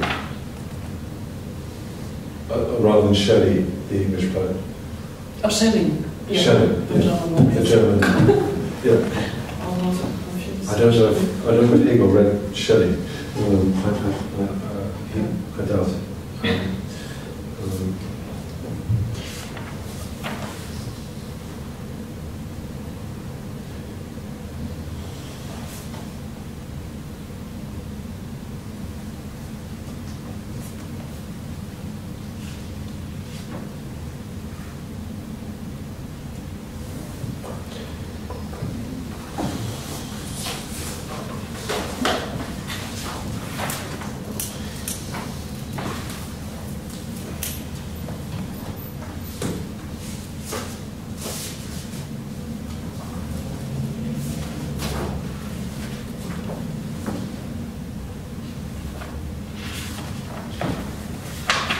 You have under this section A this strange phrase, aber die Sittlichkeit ist an und für sich seinem Wesen nach ein Zurücknehmen der Differenz in sich, die Rekonstruktion.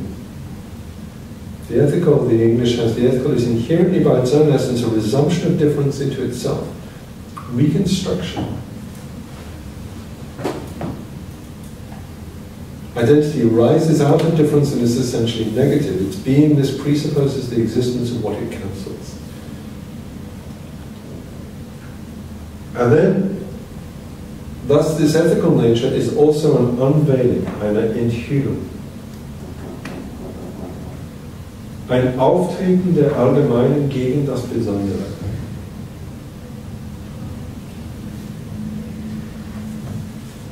An emergence, literally a coming forth, or stepping forth, treten, of the universal, in the face of, over against, gegen, das Besondere in particular.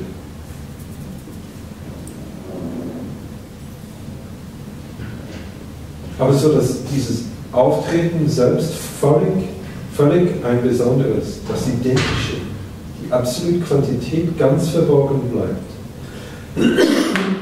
Diese Anschauung ist also so ganz versenkt in das einsame Gefühl. Und wir wollen dieses die praktische Potenz nennen. Holiness in the singular is feeling. We will call this the level of practice.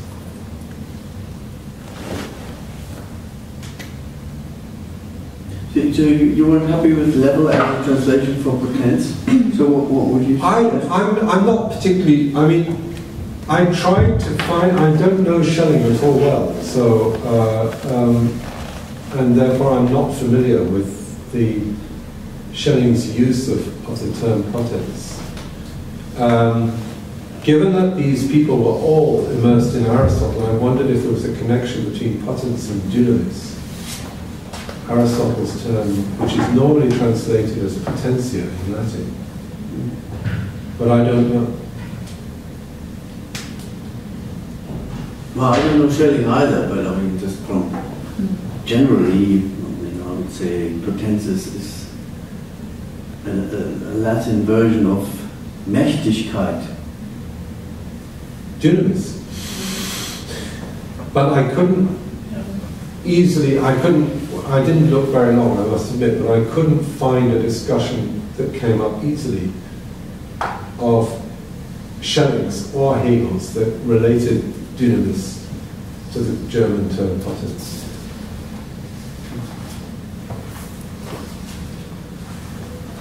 I have a suspicion that that's what's going on,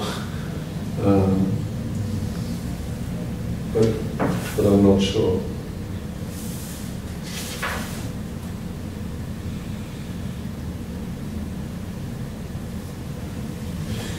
You get this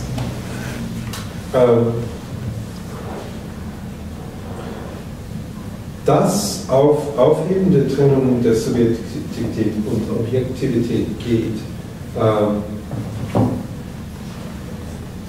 Das Gefühl der Trennung ist das Bedürfnis. The feeling of the difference, of the separation, is need. So, excuse me. Of course. Das Gefühl Aufgehobensein derselben der Genuss. Feeling of separation supersedes enjoyment. Now, I've yet to demonstrate satisfactorily to myself that what Hegel is aiming at with this connection between need and Genuss as hedone and lupe. But there is a sense in which everything resolves itself for Hegel. And therefore enjoyment is... Now, this means that Hegel is transforming the Aristotelian understanding of hedone. And this is something I want to consider in coming weeks, especially. Because the Greeks very firmly separated sexual life from procreation. Sexual life was specifically related to hedone, but procreation wasn't. Now this is a firm correction of that immoral view. I mean, for Hegel, I think. Procreation is going to be nailed together with satisfaction and happiness. Enjoyment, fulfillment, completion, fulcrum. The Greeks did not make that connection. That, I think, is extremely significant for Hegel's sexual ethics. Certainly for the Greeks, especially as far as men were concerned, we know much less about women. The sexual relationship wasn't necessarily contained within marriage. Hegel repeatedly says that marriage alone is the place for sexual relations.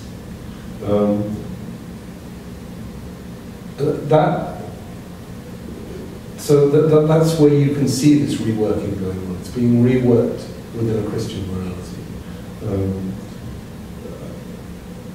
The problem with that, for me, is that so much depends on the working out of the meaning of certain aspects of human life in the relationship between lupe and hedone in the Greek texts. That something quite significant is being worked out when Hegel then reworks that. This is a very, very significant transformation on the way. Do you think Christian morality is the driving force behind Hegel's view? Yes, I do. Yeah, very much self-consciously. Yes, very self-consciously. Yeah. But separated from its transcendence. Well, on the contrary, I think. I mean, I think it is. It's become what transcendence is for: the accomplishment of a. So, for instance, I see what you mean now, but the merely contemplative aspects of the Christian life that you would find, for instance, in an Orthodox or Catholic theology are being discarded for the sake of, for the sake of a firmly worked out moral position.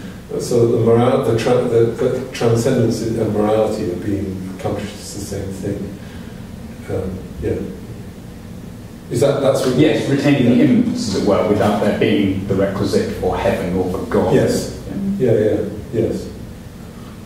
But then, if he's doing this within a Christian framework, you've got to say that this is basically the material form of salvation. Then, surely. Yes. And it becomes then the material transcendence on the way towards the big one at the end, so to speak, or the big one that comes in your life that makes you have that moral jump just from being pure morality into within that Christian kind of framework. So if you take Aristotle's view that every being tends towards eternity in the manner of its capacity to do so, Aristotle discusses that view explicitly in relation to procreation. So, in other words, for him, mortals are not able to live forever, and therefore they live forever by procreating. But he attaches no moral significance to that. There's no moral meaning to that. It's simply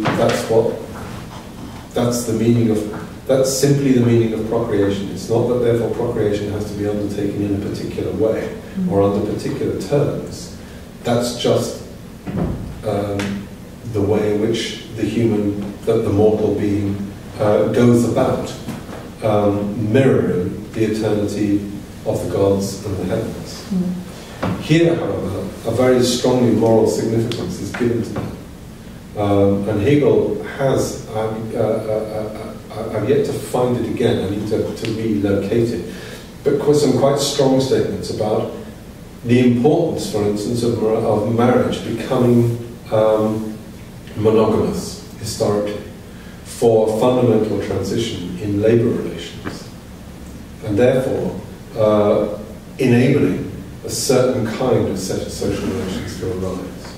So Aristotle doesn't connect the immortality of mortals through procreation to the structure of the polis. Hegel does.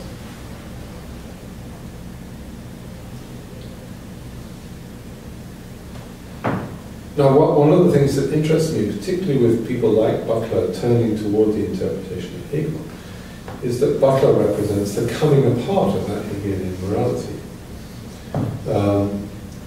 whilst nevertheless dealing with the relics of it. That again is something which although she and other interpreters seem untroubled by that, but I think it is quite troubling. Actually, I think it's the source of a number of troubles, particularly ones that she wants to address. That's in fact what motivates, I think, these two writers in the logic of this book, this little book, The Logic of Love, to try to sort of tidy Hegel up for the contemporary situation.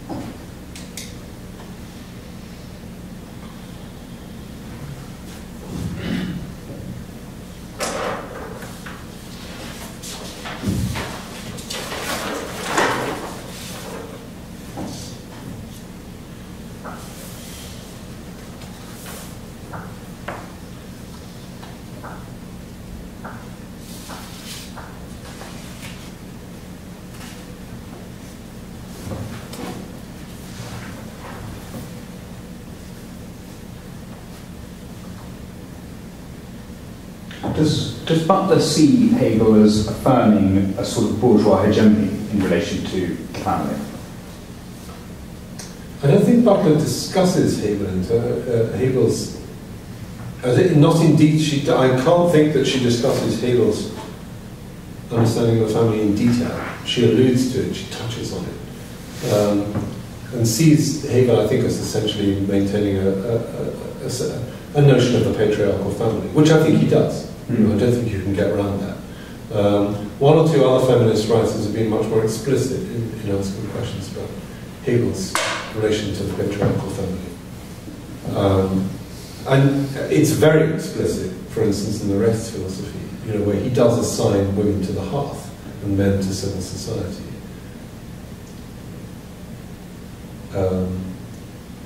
And so there's a feminist writer called Joan Lands, who has written extremely interestingly on that.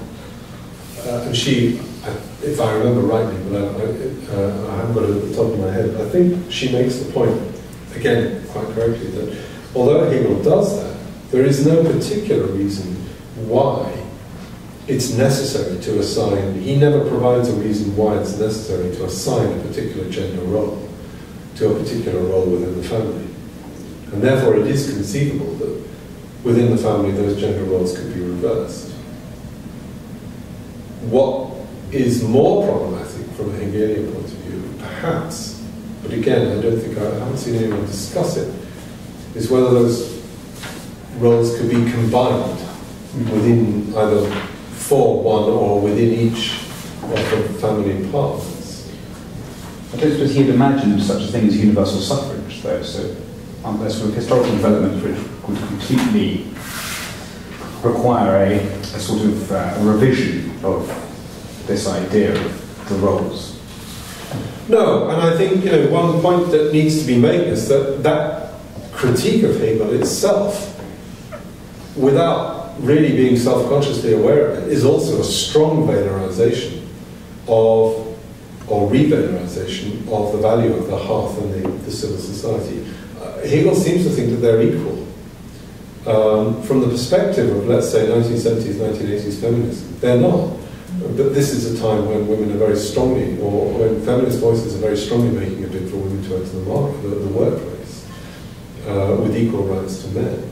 And so therefore that I think fits into a wider discourse for feminist writers of women, as it were, being prevented from entering the workplace and needing to enter it. And therefore Hegel's reduction of women, Hegel's assignment of women to the hearth looks like a reduction.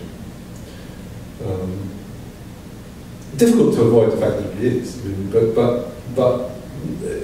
but nevertheless, there are things concealed there within our own reading of this. Having grown up in an environment where there was debates, myself, where those debates were very alive, it's difficult. You read the sentences and you have an almost neurologic reaction to them, and then you think about it again and realise that, as you just pointed out, it's not so obvious that revalorization that takes place in the late 20th century is itself self-evidently correct, and self-evidently, therefore, discrediting Hegel's own analysis. Sorry, this is an Aristotelian society. No.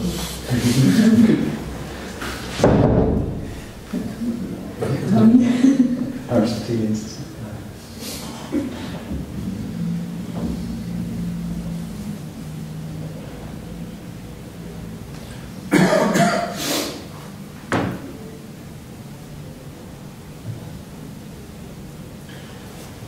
I wondered what anybody made of the sections. We have A and then double alpha in the English, need here is an absolute singleness. Das Bedürfnis ist hier eine absolute Einzelheit. Which then in double beta goes on. Durch diese Differenz ist unmittelbar ein inneres und äußeres gesetzt.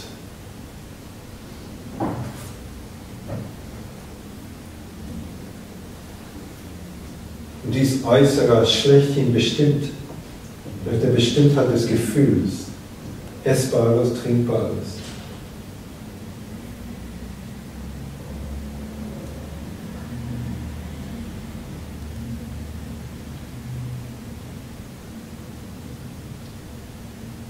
I mean, simply initially, you see Hegel's constant attempt to ground these things in materialities. I mean, he's extremely concerned to do that.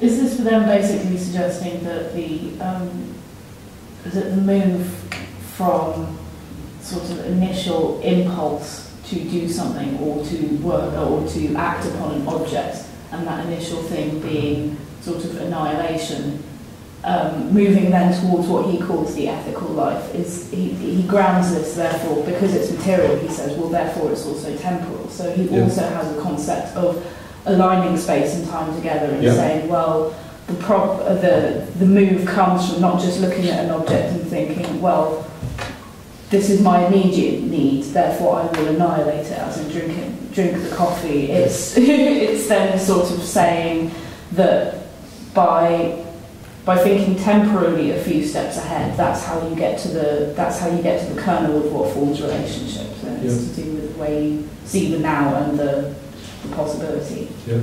Is that pretty much? I think that's right. Okay. So to use an analogy, you say, I need a coffee, that must mean someone else might need a coffee as well. It's at least implied that anybody else could need one. It's not necessary. No. So it's not, these two are not necessarily tied together. But that's an immediate satisfaction, which is not a genuine negation, therefore. It's only an immediate negation. The genuine negation is when you begin to take into the understanding what the overall need in general of the satisfaction of drinking and eating is. And that's a step an animal can't make. That's the step an animal can't make. That's right. And that's hence why you have then these three sketches, the plant, the animal, and the human, at the end of this section. And so all of this, I read all of this earlier in the stuff, is preparation for the meaning of those sketches. But it's in those sketches that Hegel, I think, is working through again. I understand whether I'm misleading, but that plant-animal thing, I mean, that's humans working. I mean, it's agriculture and livestock keeping, as opposed to the, having something before you and eating it. Yeah. So it's no longer an immediate satisfaction, although it's eating, because yes.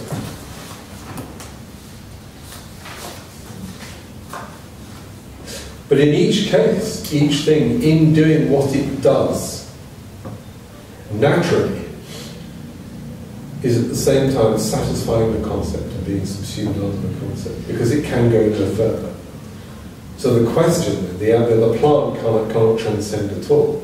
The animal transcends only in the most limited way. The human being is that one that makes, therefore, the leap to the concept, to the knowing of the concept.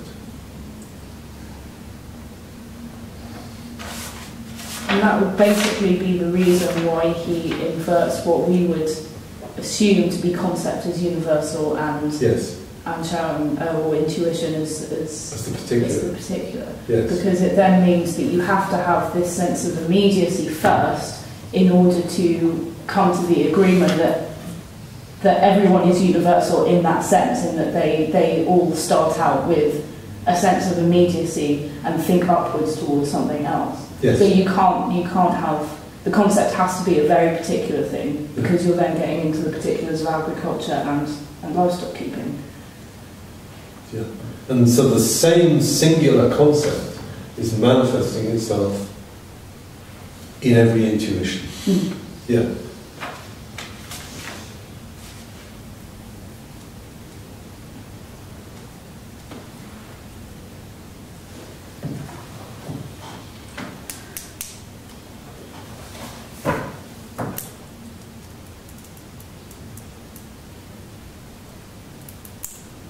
So that you get, therefore, on page 8 of the journal, is almost the key, I think, to the whole text.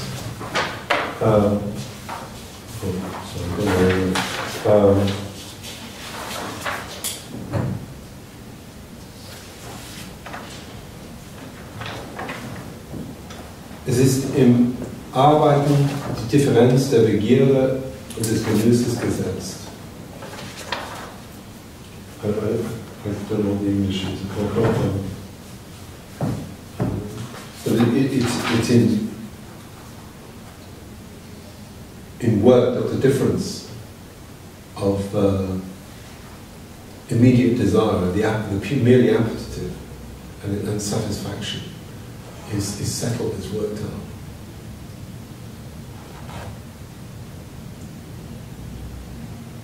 Where is it on page 8?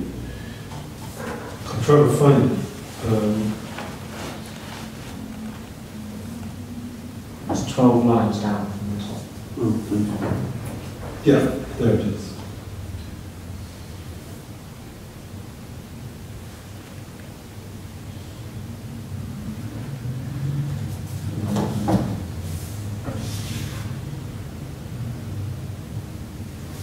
Would it be right in saying that he kind of downgrades the role of labour in agriculture and livestock breeding? Because it's almost as if farmers only provide a kind of framework. They can do things in terms of productivity and so on, but it's only the tool maker, the tool user, the shaper of objects who is actually, in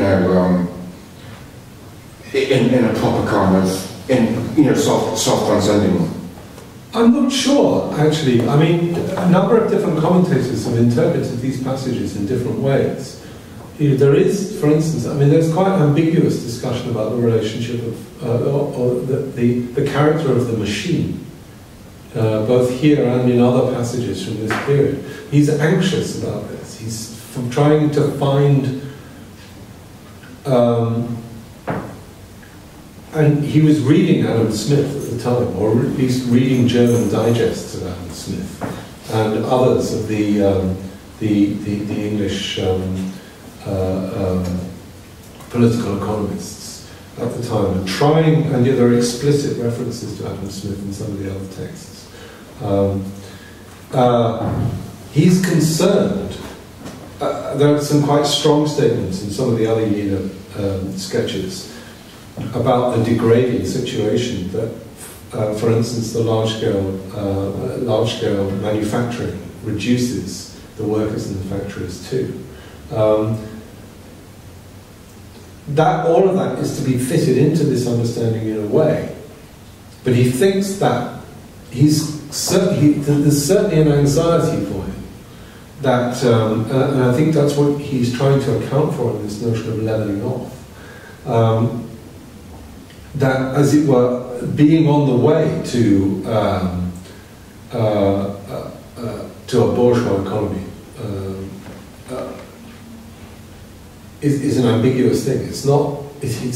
So I don't think he's particularly downgrading the agricultural, except that the immediate or the feudal relations of agriculture have been overcome, or they're on the way to being overcome.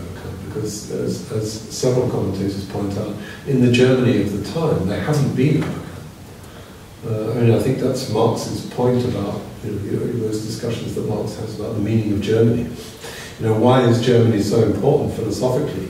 It's so important philosophically because, as Marx says, we haven't made in Germany the advances in industrial organization that other European countries have made.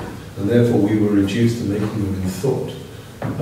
What other countries did in practice, we have only done in thought. extraordinary meditation of Marx's on the meaning of Germany. So there's an ambiguity in some of these texts where Hegel is trying to work through what these transformations in the character of work really mean. Yeah, because he seems to be saying that plants kind of come from the earth, therefore they're not sufficiently, humanized. Yeah, yeah. But so Hegel's resolution of this seems to be not whether or not there is a Bemeisterung, a taking into mastery of the whole of nature, but the manner of its being taken into mastery really is what matters. Which is why I was drawing the distinction between Heidegger seems troubled by the taking into mastery as such. Hegel is not. Hegel is troubled only by the different kinds of mastery, and whether any of them are sufficiently transcendent to attain to the full realization of the idea. Because that's what he thinks. That he thinks that possibility, I think, is positive.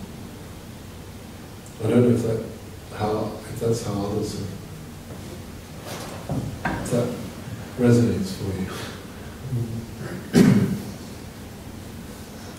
I mean, when you were talking about the master-slave relationship, that's what I was thinking of in the German context, the tussle between the bourgeois and the Junker class that was going on much later than it did elsewhere. But then when you spoke about family morality, I was thinking, well, that is a kind of feudal and aristocratic thing, isn't it, rather than... Well, except that it becomes, as you pointed out yourself, it becomes the bourgeois models of the family. Yeah. And I was also thinking about the stuff you said about Bildung as well, because that's intrinsic to the German bourgeois. The Bildung's Bürgertum and Bildung's Humanismus, and Bildung's Protestantismus. Yeah. And the thought, I suppose Hegel's pivotal in that as well, isn't it? Yeah. And he's extremely concerned about that, all the way through Phänomenologie and through the Jenaer texts. Bildung is essential as what will form and shape social relations. So is Bildung a positive, proper Bemeisterung? Yes, absolutely. So what relationship does it have to Arbeit? Is it next level down, or next level up? Well, it's a form of work. It is a form of work. Right. So then presumably there's no Bildung in Heidegger. I think there is, but in a different way. It's not Bildung's Humanismus. Yeah, it's not Bildung's Humanismus at all.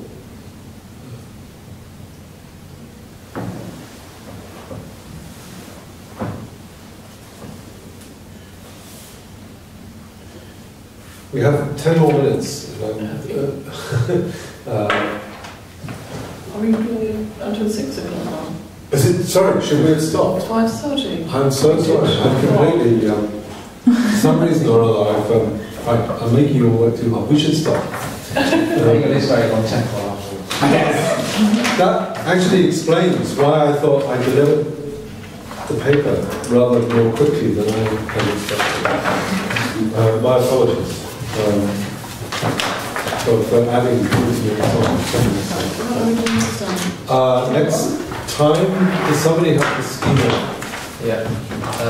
The role of reflection das Anerkanntsein is das Dasein. Yeah, I've been struggling with exactly which text I'm going to... I want to look at the Jenaer texts that look at the marriage and family relation. So it'll be, I hope a slightly less theoretical discussion next time. I think the aim was to try to ground the discussion of family relations in working as Hegel wants us to work, therefore, proceeding from the science of the idea through then the meaning of the natural relations to Sittlichkeit itself. I'm really sorry for making this last 20 minutes longer. I had completely... I will send out, therefore, the texts, and they will be out by the weekend, if that's okay. Does that rhythm work for people? Yeah.